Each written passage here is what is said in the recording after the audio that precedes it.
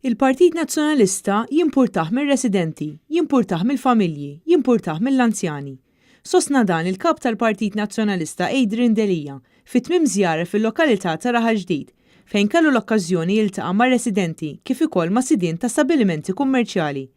Huwa kien akkumpanjat minn kunsilliera, deputati kif ukoll diversi kandidati għal elezzjonijiet li se jsiru f'Mejju, kemm dik tal-Parlament Ewropew kif ukoll tal-Kunsilli Lokali. Raħal Ġdid ilu magħruf għal ħafna snin bħala wieħed miċ-ċentri kummerċjali ewlenin fin-naħa t'isfel ta' Malta. Jirriżulta li minkejja l-investiment tal-Gvern fil-pjazza ta' din il-lokalità, in-negozju jidher li sejjer lura minflok il-quddiem. Wieħed mill-fatturi prinċipali għal dan hu n-nuqqas ta' parkeġġ li jeżisti madwar iċ-ċentru ta' Raħal Ġdid. Bil-proġett tal-pjazza ta' Raħal Ġdid, il-Gvern neħħa wkoll il-parkeġġ miż-żona tal-Poliklinika ta' din il-lokalità. U llum għandna sitwazzjoni li jekk anzjan jew pazjent jiġi bil-karozza tiegħu ma jsibx fejn jipparkja.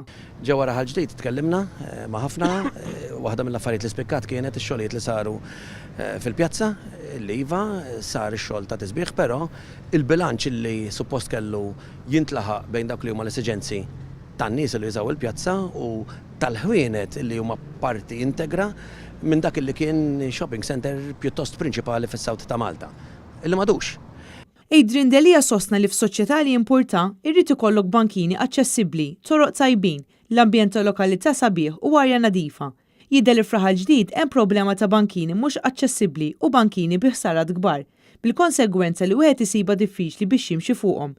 L-istess jista' jingħad għat-toroq fejn ir-residenti li tkellmu mal-kap tal-Partit Nazzjonalista esprimew it-tħassib tagħhom li diversi toroq huma mħarbta u mkisra.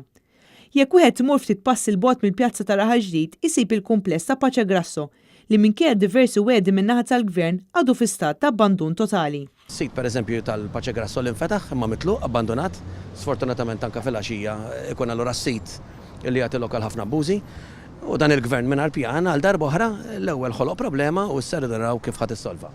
Problema oħra li tkellmu dwar diversi residenti u sidien ta' stabilimenti kienet dik ta' traffiku. Minkejja li l-Partit Nazzjonalista għandu minoranza fil-Kunsill Lokali ta' din il-lokalità, il-kunsilliera se jkomplu jaħdmu kif dejjem għamlu sabiex dawn in-nuqqasijiet żaru kbar ikunu riżolti kemm jista' jkun malajr. Dan sabiex il-Pawlisti jkunu jistgħu jgħixu f'livell ta' ħajja aħjar.